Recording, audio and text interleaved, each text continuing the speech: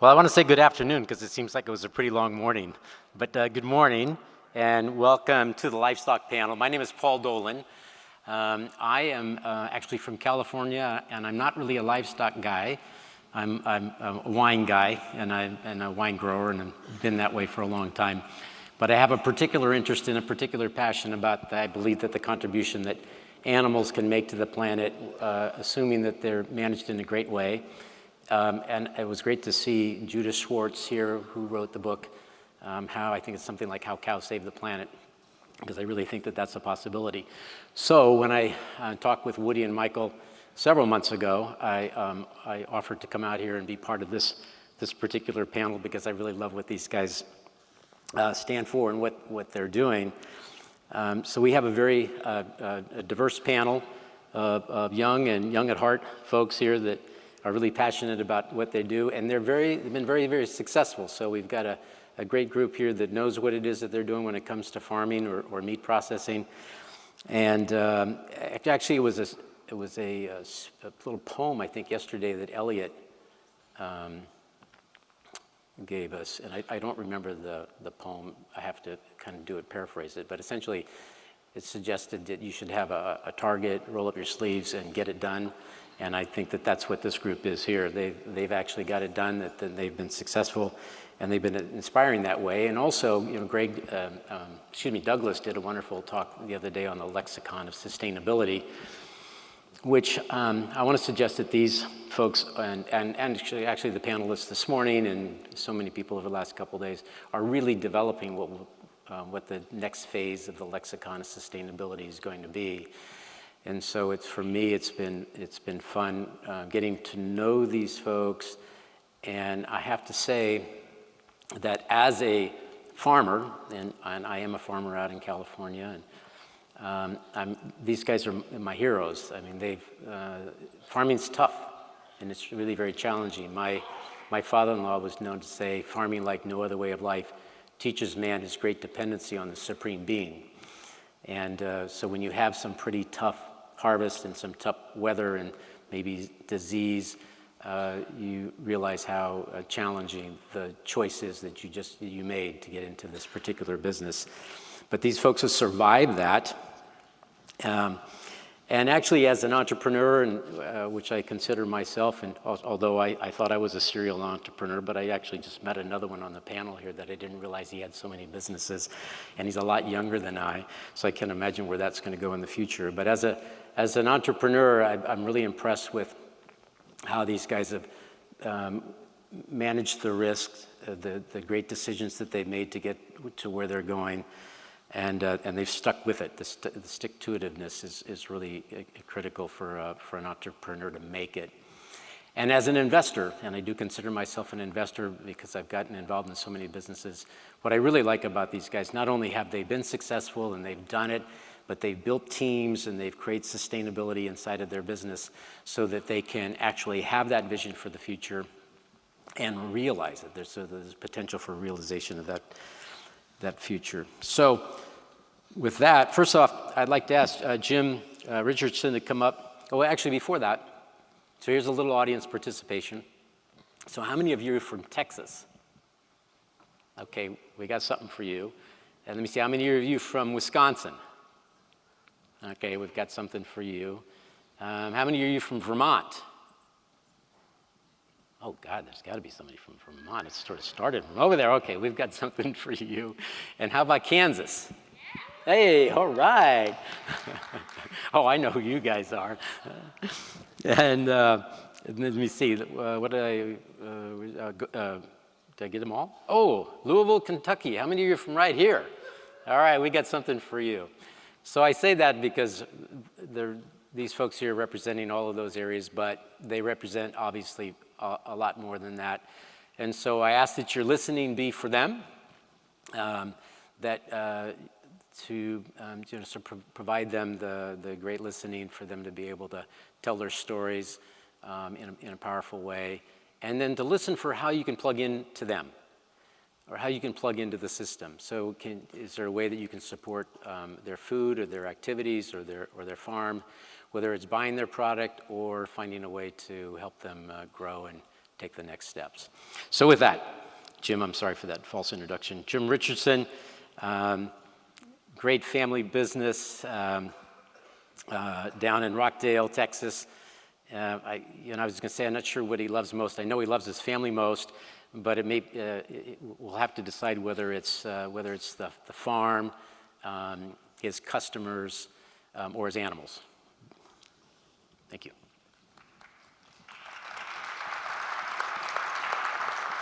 Good morning, everyone, and I'm glad to be here. I want to thank everybody here at the gathering for an opportunity to come and share the story, because the story is very important to me. The story began in my life a long time ago with my life growing up on the farm and the values I learned there from my grandparents. And I worked, I'm a veterinarian by profession and a farmer by choice. And that is what I've worked my whole life to have, is the farm that I have today. My wife's back home, Kay, taking care of business along with our sons and grandsons and other family members. And we're in the height of turkey season. We're trying to get everybody a Thanksgiving turkey, so the phone's ringing. But what we do back there is we connect passion that we have for what we do with people. And those people bring us what they want, and we try to work that into our program. We use our family. We use our family because family is very important to me. That family ties and those feelings that I have, that I grew up with, I still share with my family, and our farm, I hope, is a legacy to live on in our kids. So this is a very great opportunity we have here. What we come here today is to talk about what we want to do. We're adding another enterprise. We want to add a dairy with a retail farmer's market at our farm, along with a cheese manufacturing facility, to our endeavors that we do. We do a lot of farm things. We grow the crops that our animals eat. We produce eggs, and these are all free-range animals that have freedom to be expressing all their pigginess or chicken behavior, like Joel says. And you'll see on the slide, that's my grandson that has gathered the eggs, and me that's given the pigs the shower. So these are the things we do each day, but we all do those things to be able to bring the product to the consumer, to our market. It's very important to me as a animal veterinarian and I have always supported care for these animals that was compassionate. They have a life. They're giving us our subsistence, but we need to give them the good life, and I do. We work with them very carefully. We do turkeys and cattle and pigs and layers and we do heirloom grains, and I'm so impressed with what I learned from the GMO programs about our heirloom grains are really taking off, because people are realizing the value of the nutrient pack that we've lost in these grains. And so when I produce these heirloom grains and bring them to the marketplace, people are really celebrating that. And since I like to grow things, that's a win-win. We serve 7 farmers markets on a weekly basis. We have a couple of refrigerated trucks that we load up every Wednesday and Saturday and go to town. We do approximately 50 restaurants. The chefs at the restaurants are my greatest allies. I listen to those guys, and they teach me, and they add value to the products that we produce. And all the contacts I've had with them have been really positive, and we want to continue to grow that. And our dairy products that they're requesting, along with our customers, that is the impetus for asking for you guys to join with us to bring that enterprise to reality. My grandfather had a hand-milked dairy that sold cream, and I helped turn the separator, and we put it in cans like you see in the pictures.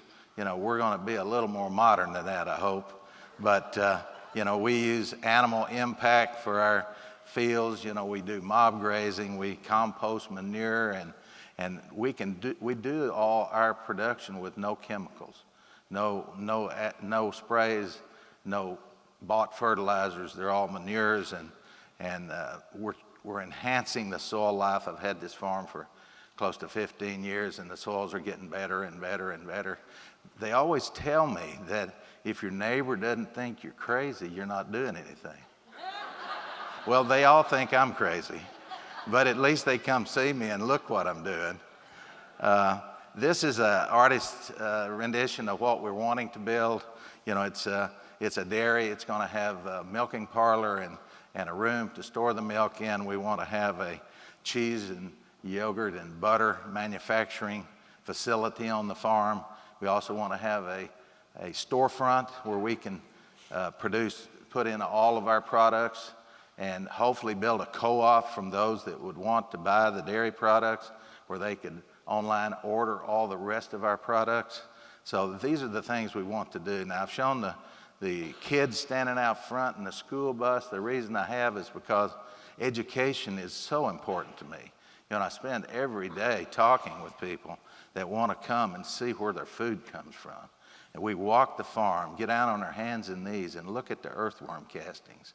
And we talk about those things, and we talk about the life that soil has that we need to use to build these nutrient-dense foods to grow better grass and grow healthier animals, and the consumers that live from these products are healthier too. So this is our belief, and we would invite you to join with us to help this dream continue. It's been a dream of mine for a long time, and I want to leave with a little thing that I believe, that money is like manure. It really doesn't do anything till you spread it all around. So let's go back home and support these entrepreneurs that have presented here, and all make a difference, because it's a big deal. And I appreciate you being here, and I certainly appreciate a vote on the Bitcoin program. And if I get any award, I certainly will keep the beat going. Thank you.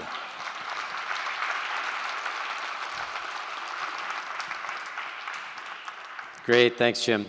Next up, we have Johnny Hunter from Underground Meats. He's from Madison, Wisconsin, and he's the other serial entrepreneur, but he's just going to talk about his Underground Meats business today. So I'm part of a group called the Underground Food Collective, and the founder of Underground Meats. Like Paul said, we're from Madison, Wisconsin. Coming into this conference and being on this panel with these amazing farms, it's really humbling. Because what they do is the foundation of a sustainable and just food system. The reality is there's a lot of multi-generational farms here, and I've only been in business for 9 years. So it is kind of stepping back and looking at what's happening. It's intimidating. But the reality is there's not a lot of multi-generational meat processing plants. And further than that, the ones that are multi-generation are large plants that homogenize the food system and had terrible consequences for our health, environment, and the farmers. So Underground was founded with this idea of working with small farms. That's what we do, and that's all we do. There's never a point where I started in this business and had a revelation of, oh, we should work with local farmers. That's what we started at. And so as we started to work with these small farms, we ran into some serious logistic problems in the meat side. Because the farmers would take their products in, and then we would pick them up, and there wasn't a lot of flexibility for our needs, and there wasn't a lot of flexibilities for the farmers' needs.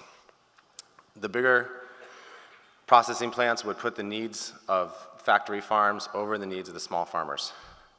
So as we started to think about what we needed to do, we were fairly sure that doing a processing plant was something that was going to be a key part of us expanding and working with more local farms and providing a service that was really necessary. So in doing this, we started a meat processing plant, and that's an incredibly difficult venture, and one that I didn't really know what I was getting into when I started. You start out with tight margins and a lot of product and not really knowing what to do with it, and on the other side, you have a highly regulated system where there's a lot of people out there who want to take advantage of you and charge exorbitant fees for consulting. But I was lucky in that I didn't go to culinary school. I got a master's in public administration, and I got very, very good at dealing with food safety and regulatory bodies. So what happened from there is that we were able to start a fully functional meat processing plant in 2010. And we started processing these animals for our needs. And we would get some pigs and some beef and some lamb from local farms. And we would use them in our restaurant and our catering business, and now we have a retail side. But we didn't really have the know-how of doing it. And so we started to run into an issue of how do you manage all the inventory and all these issues that come along with that. Because we couldn't use everything, week in and week out. And then we also ran into a problem of our farmers being like, hey, you guys are doing great things with our product. We want to work with you more. And so what we decided to do was look at tradition. And the tradition led us to something that has been around for thousands of years and used to be a large part of any kind of meat processing economy, which is the preservation of meat. And that led to us developing quite a few products around cured meats, salamis, and whole muscle cuts. And it solved a major issue for us. It solved an issue in that we were able to have something that we could use incredibly well in our restaurants and catering business, and it also allowed us not to have intensive storage needs at our processing plant, like large amount of freezing, and we didn't have to figure out a huge distribution system because we were able to use this in our own good. Kind of moving it from that, though, people started wanting to buy it from us. And we started to expand that market, and we started to be able to work with more farms and started to be able to hire more people and really develop the product. And since then, we have been working,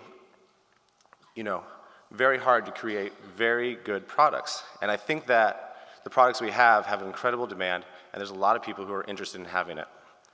At this point, we've only been in the Wisconsin market, and that has been something that has been really good for us in that we've been able to really stay small and focus and learn the logistics sides of a meat processing plant. At the same time, we're 100 miles away from Chicago, which is a gigantic market and something that we think that we can be in. But again, this is not driven by this idea that we need this great product and we're going to sell it as much as we can. We want to work with our farms because these are the people who have mentored me. These are the people who have taken me in as family through this whole process and been the hugest supporter we have. So as we move forward, our farmers are telling us, hey, we can expand, we can move forward. We need you to be able to expand too. So we have expanded. We have a plant now that is able to do capacity up to maybe 5 to 10 times more than we're doing. We have farmers who are telling us, in order to be sustainable, in order to make a living doing this, we need to be selling you more and more meat because you pay us a fair price and you actually have the capability to honor what we're doing day in and day out. So as we move forward, we are actually in the pipeline with one product that we're able to ship across state lines as of 2 weeks ago, which is pretty exciting because it's kind of the end of a 4-year journey that we've been on, as well as 5 to 10 more products that we'll be able to ship nationwide in the next 6 months. But again, at this point, we're trying to grow with this, and then we're running into issues where, in order to make it happen, we need to raise capital in order to move forward with this. We have a great product. We have people who are very, very good at what they do. We have farmers who are amazing at what they do, and now we're just moving forward into a larger market. Thank you so much for your time. I'm super excited to be here and with these folks on the panel.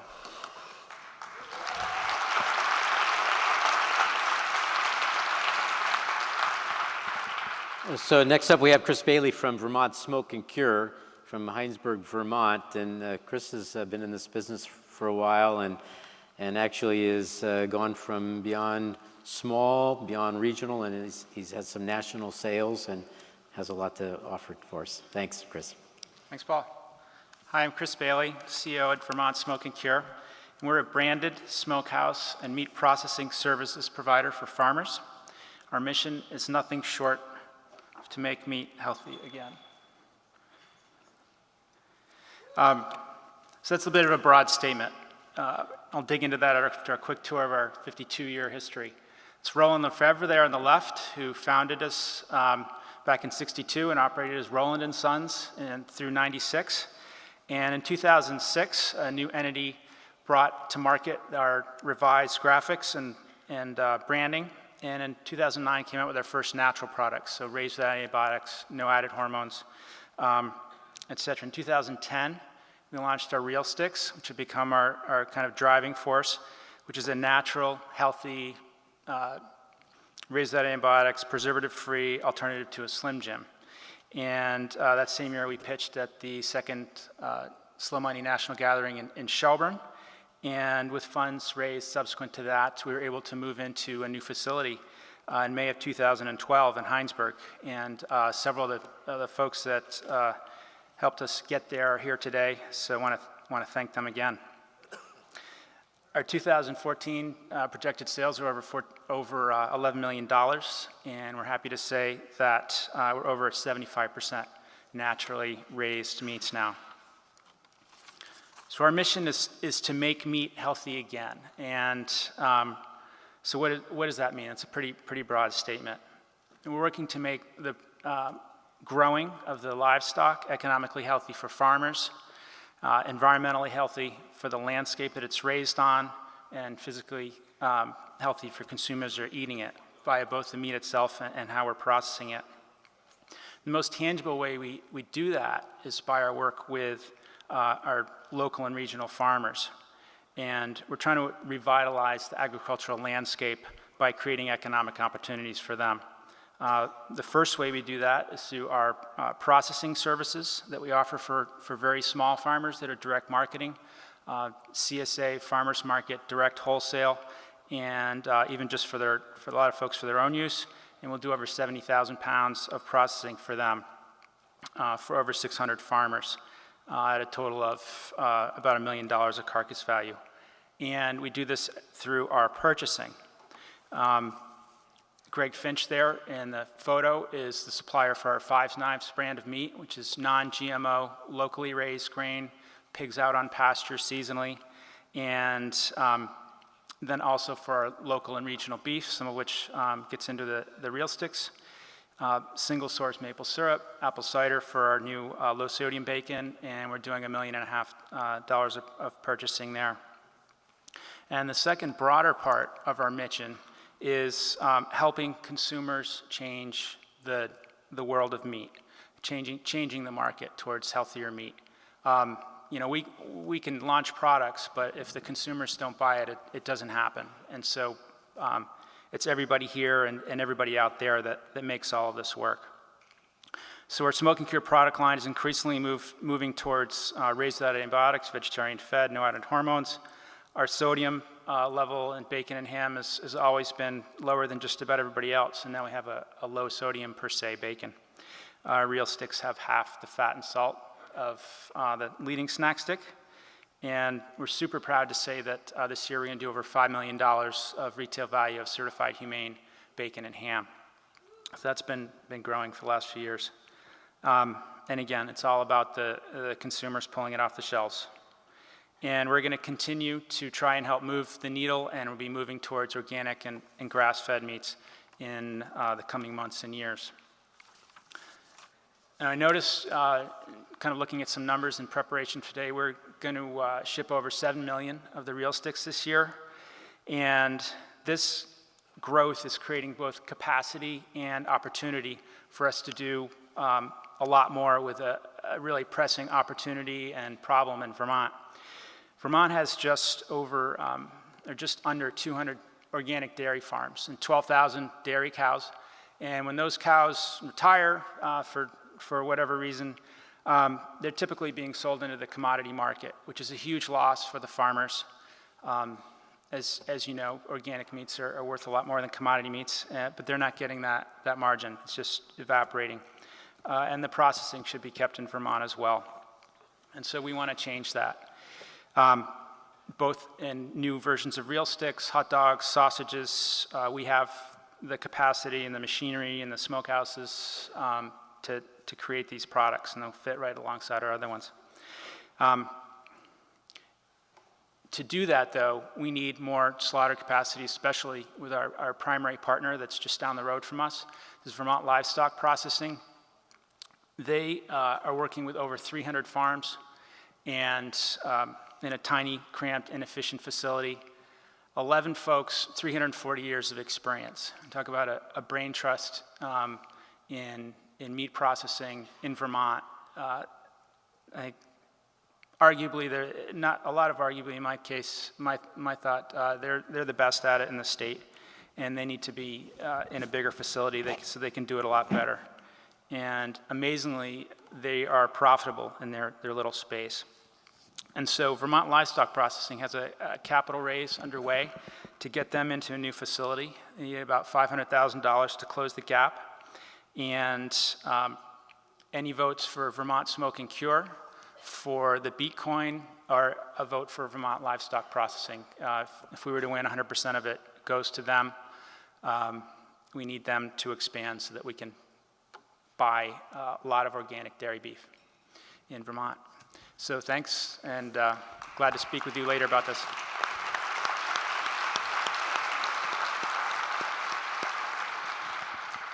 Next up, we have Jim Mansfield. Jim's the local boy. He's living the dream here in Louisville, Kentucky. And I just a little ad here. He has his lamb chops just down the street at the Bristol Grill. He sold them in for this conference. So if you haven't made plans for dinner tonight, go on down to the Bristol Grill and have his lamb chops. Thank you, Paul. That's a good pitch for a good customer. I'm honored to be here, and I thank Slow Money for the opportunity. Shout out to Lynn Pruitt and the Cavalli family here in Kentucky, big supporters of ours. So that's my farm, Four Hills Farm in Salvisa, Kentucky. We raise sheep and we sell lamb wholesale to grocers. And this is all local process. We can, the sheep are raised on our farms, processed locally, distributed locally, consumed locally. Currently all within 200 miles. We have an opportunity to go up to Cleveland, Ohio. That's 400 miles, but that's probably about it. I'd like to build a regional brand. I'm not out to make a killing, just make a living for me and the farmers that we work with. Can you hear me all right? All right, thank you. So, let's see here. Sheep production is good for the land if you do it right. If you leave them there, they'll eat it down to the ground. But if you rotate them, they do an excellent job of spreading the nutrients all around, consuming the forages which we grow in abundance here in Kentucky. That's a fabulous resource. So all of our farms are divided into 5 to 10 acre, or all of my farms are 5 to 10 acre paddocks. They graze the forages down to a certain height, and then we move them to the next place. So they always have fresh forages to go to. We maximize the quality of their feed that way, and also give the land time to recover. You can see the quality of that water in that pond there. And we had livestock for years around that. Oh, I got the wrong button, I'm sorry. So we have customers in the metropolitan areas, supermarkets, where we can put fresh lamb in the meat case every week, 52 weeks a year. And when I first started selling wholesale, I got in with Whole Foods markets, and they've been a very good company to work for. I say work with. And but anyways, the opportunity was bigger than I could produce. So I reached out to other sheep farms with similar sheep, and now we have farms in Tennessee, Kentucky, Virginia, and Indiana that also raise lambs for us. Our current customers would like us to provide more lambs for their stores, so we have the opportunity to double within the next year, but I need some help doing that. So the other farms, we can provide a above market price, an opportunity to reach a market that they couldn't reach on their own, an opportunity to share production information, buy and sell breeding stock, and so it's a, rising tide floats all boat situation. I wish I could go back one. Anyways, I'm the president of the Kentucky Sheep and Wool Producers Association, and I'm on the board of directors of the American Lamb,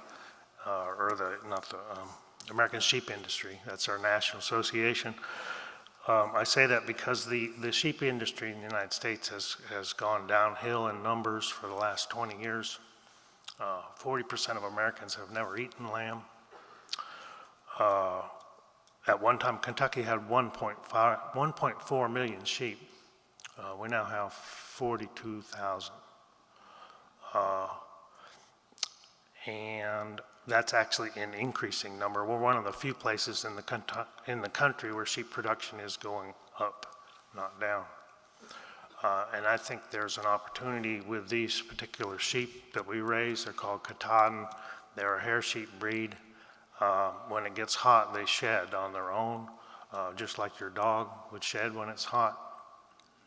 They're an easy care breed. They got some tropical bloodline in them, which gives them increased parasite resistance. They're well adapted to our hot summers and cold winters. Excellent quality meat.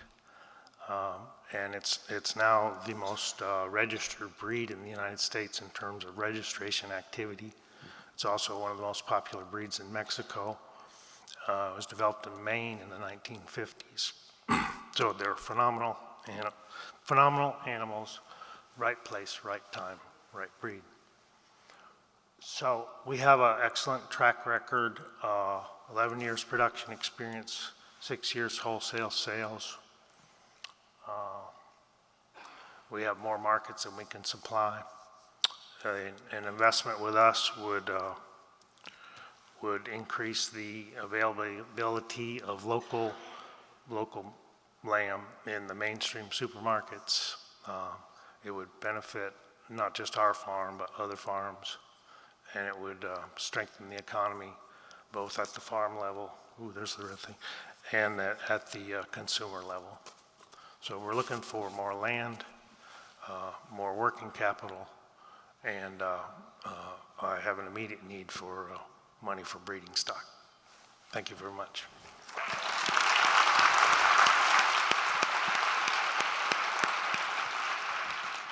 Go ahead. Next up, we have Rosanna Bauman. She's from Bauman Cedar Valley Farms in Garnett, Kansas. She's a very energetic, enthusiastic young gal that's out here representing her family, although I think some of her family must be right there in the middle. And she does a little bit, or maybe a lot of everything for the business back home. Thanks, Rosanna. Thanks, Paul. I'm really humbled to be here. I think I've wanted to be at a Slow Money conference since they first started several years ago. So this is pretty exciting to actually be here. And with the whole concept has been pretty overwhelming this weekend. But I'm Rosanna, obviously, and this is my family's farm in eastern Kansas, Bauman Cedar Valley Farms. We're located in the green and rolling hills, not far from Kansas City and Lawrence area. We are a first-generation family farm because our family has a history of being displaced farmers. We moved to Kansas from California, actually, because my family's farm ground there got paved over. Chuck E. Cheese's is one farmstead, and the other is literally Hollywood. So we moved to Kansas, and we finally got to on a farm in 2001. This is a highly diversified farm on 160 acres. We have, unfortunately, no cute pig pics because that is the only, we like to tell people about the only thing we don't do on our farm is pigs, and that's only because they haven't fit into the general scheme of things yet. So we have 15 different farm enterprises as a direct result of the family's active involvement and everyone's individual interests, it leads to natural diversification. Our primary focus is on pastured meats and dairy. We do a lot in the poultry is kind of become our signature product, but our latest challenge on the farm has been taking the non-GMO grains that we grow in our fields and being able to feed them to our animals instead of going the roundabout system. And that eagle actually is a part of our farm. We have several nests of wild eagles around. We're pretty pleased about that. But this is my family that wasn't able to come here. They're staying home harvesting soybeans and dressing turkeys without me. But you'll see in the picture there's 4 generations, even though this is a first-generation farm. We all actively participate in it. And the amazing thing for us is, even though we started farming with no land and no money, the farm provides this, not only feeds our family, but it also provides all of our full-time jobs. And that's been really, really gratifying to be able to get there. Yeah. And not only that, we're in a low-income county with high unemployment, and we're able to provide 10 people with part-time jobs as well and feed them a good hot lunch each day. And that's been really amazing. And you can not just feed your family, but feed your neighbors, and that's been really gratifying. We did in 2012 realize we had to look for the future of our farm, so we incorporated as a S-Corp. And how wow is that when you can have a 12-year-old that owns a piece of a farm?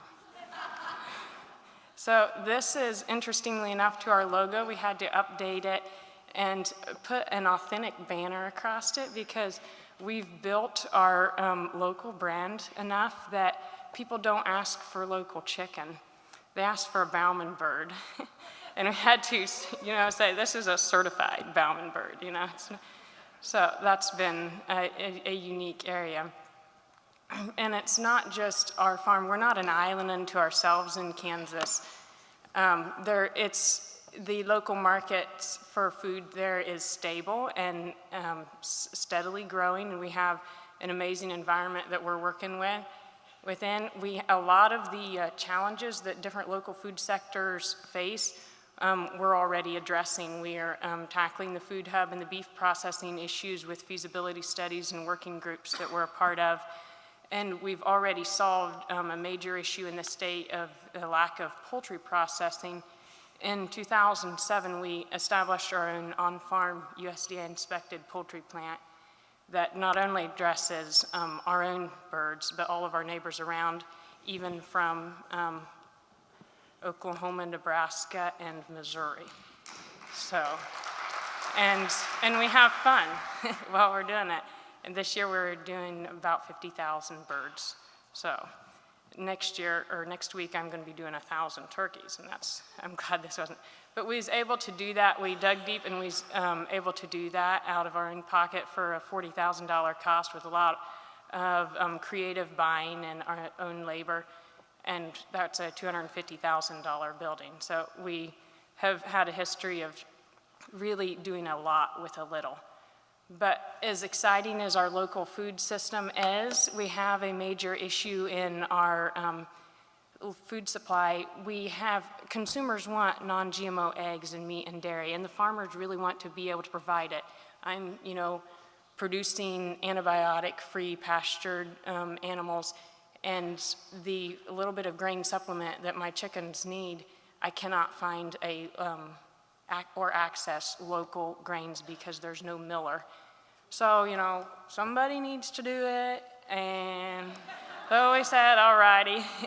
But first, we're going to reduce the need for grain. We can do this by sprouting barley fodder.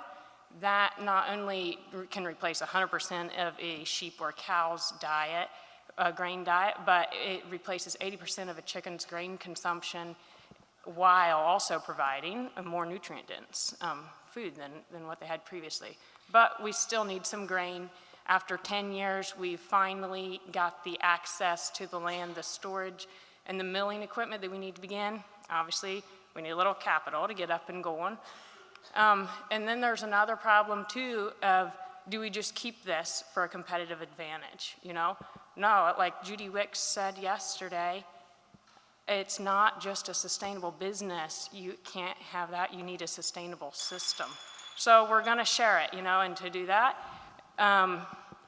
we want to, the best way to do that is to do an innovative and cooperative feed hub where local grains, yeah, and utilize those forgotten small town grain elevators that are just sitting there across the state, to where you can have a local non-GMO grain aggregation facility to where you can purchase grains that were grown in your own backyard for your feed.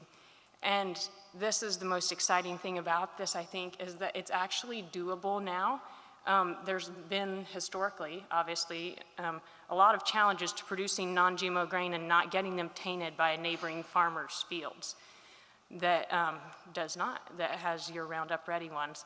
But we have varieties out there now of naturally bred corn that is resistant to GMO contamination, and that's huge. Yeah.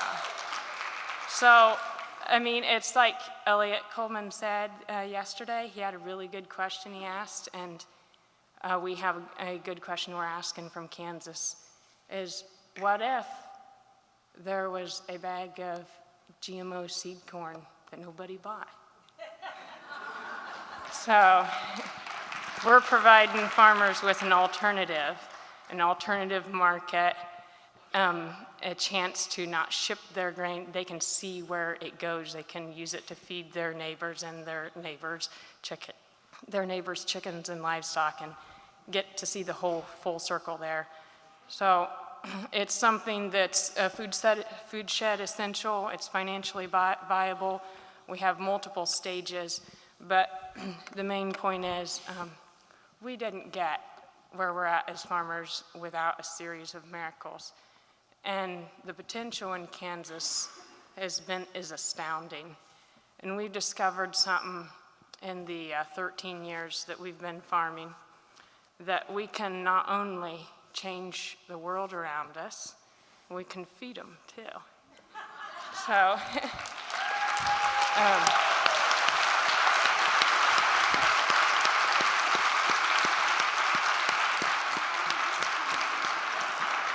I forgot something. There we go. We know that with your help, we can do it.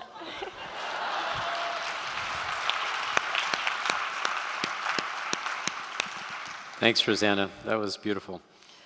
So if you have questions, please, oh, wow. All right, I'm not going to ask mine. You're up. You got ahead of me. Okay, this is a question not necessarily directly for any of you all, but for all of us in the room to be considering, which is the maybe the elephant in the room, which is often farm labor. And I'm not pointing any fingers at anybody here, but I don't represent undocumented immigrants, but in this room, I think I'm speaking for them. They are an incredible piece of our food system. There is, as you probably know, there's been a long history, for instance, with the Immokalee Workers Coalition and other groups working for farm justice, but I think it goes all the way through the food system. But I also want to tell you that many of those people who are coming across the border right now are experienced entrepreneurs. They're coming here because of extortion in their own countries, where their businesses have been taken away from them at gunpoint. So I think that it's going to take them a while to find their feet in terms of language, slow money, but I want to make sure that people are considering all of the people who are coming to our shores with enormous skills. And I'll just tell you quickly a Kentucky story. 20 years ago, I was sent down to look at the Kentucky Ag Department's photo bank. This is actually over 20 years ago, and the question they asked me was, do you want to see real pictures of Kentucky agriculture, or do you want to see what people think it is? And I was completely baffled. The real pictures of Kentucky today, whether it's picking tobacco, whether it's on horse farms, or running tractors are immigrants, most of them speaking Spanish.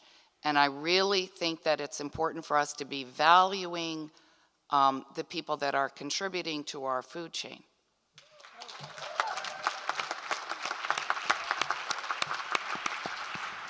Thank you very much. That was a beautiful comment. Does anybody have anything they want to say about that? I agree with you.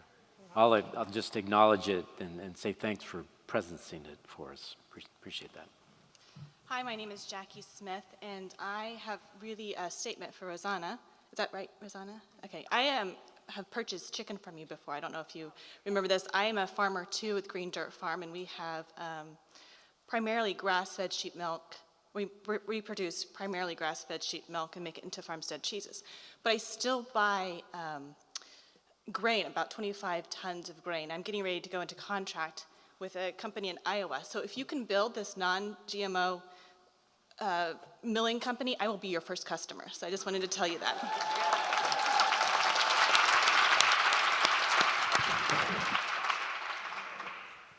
Hi, my name is Gina. I'm from Atchison, Kansas. This is for Rosanna. I'll be your second customer. We have a small farm there. My question is for the fodder. What size of system are you looking at purchasing, and how many pounds will you be producing? Well, okay. I'm not sure if this is catching or not. Like everything else, I'm not just going to purchase anything. I've got my own little hybrid I've designed, so we're going to be building our own special fodder system. The first we've had experience with the challenges of producing fodder, so we do have that under our belts. But initially, we're just looking to supply our farm. There's some logistical challenges to be able to provide it to other neighboring farms. But I'm interested in tackling that because, once again, just because I have an expensive machine at my place doesn't mean that it's not going to be a viable option for you too. So that's good. Thank you. Hey, Matt. Hi, I'm Matt from Madison, Wisconsin, and where I run a slow food chapter. And we hear a lot from farmers and a lot from eaters about various kinds of frustrations and scarcities and difficulties. But what I really was surprised to hear in all of your talks was stories of abundance and surplus, and then bottlenecks in unexpected places. And even though I feel like I'm very familiar with this whole world, I was really surprised that your bottlenecks are not what most of us might have guessed and might think. So I just want to invite you all to comment about what surprises of bottlenecks and surpluses and abundance you have found that is sort of counterintuitive for this movement. Thanks. Yeah, do you want to make some comments? I mean, we're on some level, I think we're seeing that there's a resurgence of small animal husbandry, and yet there are some sticky points along the way. Some of you have mentioned them in your presentation, but any other thoughts in that area?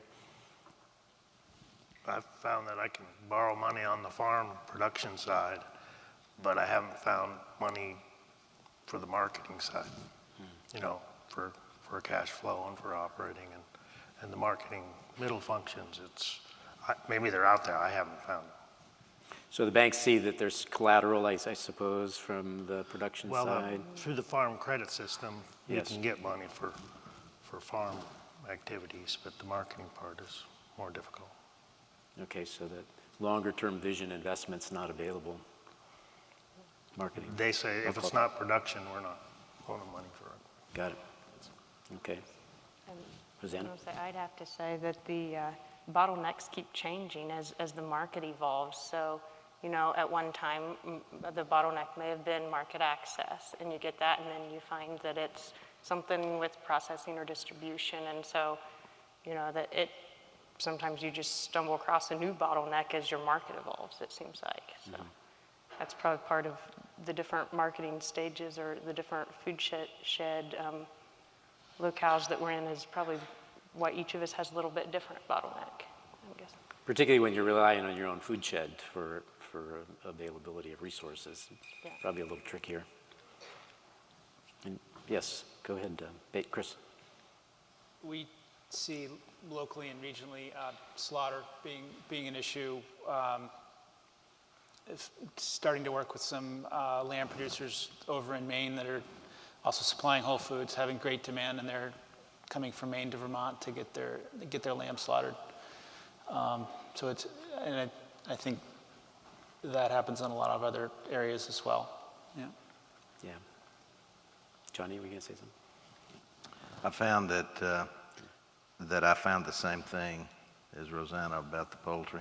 I do a lot of poultry, but I had to take that in-house. We have our own processing for the poultry as well.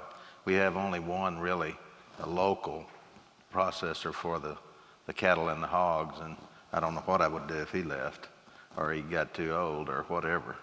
So we all face those challenges of being small. The big guys, they don't, the quickest way to hurt us is just don't play their game, And so definitely these regional slaughter facilities are a big thing that could go quickly if something happened. I think on our side, since we're mostly on processing, we run into farmers who have, can you hear me? Am I on? Hello? I don't think my mic is Might not be on. Use. I don't have to talk. Sure.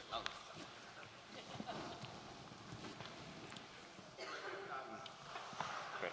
So I think what we run into is a lot of the producers we work with end up having, a huge supply of certain things that maybe aren't the most marketable. So occasionally we'll get, a bunch of hearts or, livers or something like that. And so we've tried to be really creative and flexible in making new products that have a demand. So, figuring out a Braunschweiger, which is a pretty traditional Wisconsin sausage, and getting into the smoked meat side more because of that. And so, the bottleneck sometimes can be an oversupply and then a lack of ability to produce it. And so we have to think quickly on our feet and then also figure out a way to sell it.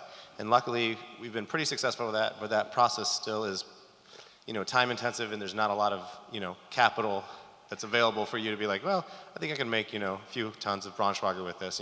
Most banks are going to be like, we want to see a tested market plan. Over here. Good afternoon. Sheikh Rose with St. Catherine. For my man with the alternative of the Slim Jim, my question was, you mentioned, I don't mean to be picky, but you mentioned you would revitalize the landscape with your sales. I didn't really understand that. My man with the lamb, I love lamb, and my mother used to cook it for me daily, and it's definitely healthy for you. But what you do definitely revitalize the landscape, bringing a little carbon to the soil, improving the chemistry of the soil. So understanding that, I didn't understand really revitalizing the landscape. Maybe you can go in depth a little bit. Thank you. Are you following that, Chris? I think so. Yep. Yeah, so we're both buying from farms in our area that are relatively small scale, and so that helps buying from them. They're being purchased from at a better than market price, and then we also make our snack sticks as a service for farmers, and so they can go and direct sell them, and that becomes the highest margin item that they have from the carcasses from their beef and pork. So we kind of address that a couple different ways. I'll just make a comment in that regard too. I think what's where I've become so interested in and inspired by the possibility of animals on the ground is that animals on the ground actually make a difference to the ground, and it makes a difference to the environment. By virtue of the fact of having more animals on the ground, essentially is what I think what Chris is providing here. You manage the ground in a particular way that allows for it to regenerate itself. So sort of imagine, and I'm going to do Judith's kind of book for her here. So imagine the buffaloes moving across the plains 100 years ago, if you will. They moved in a really very, very tight pack because predators were on the sides trying to get the young. And as they moved in those large packs, they ate the grass in a particular way, and they defecated along the way. And then wild birds would come in and they would open up the manure and spread it. And that activity changed the microbial makeup of the soil, such that it wasn't just about microbes, there was microbes and fungi. And the combination of the two of those are what is the need for the environment to grow perennial grasses.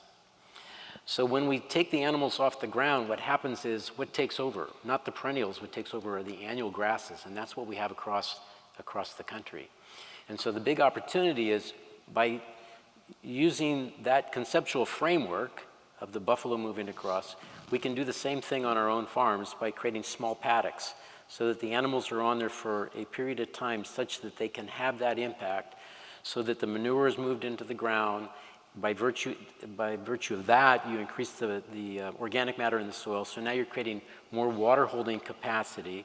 You're creating more grass by virtue of the fact that you're shifting from annuals to perennials, so therefore you're able to raise more animals on that ground and produce more food, and which contributes to the habitat of that space or that environment. So anytime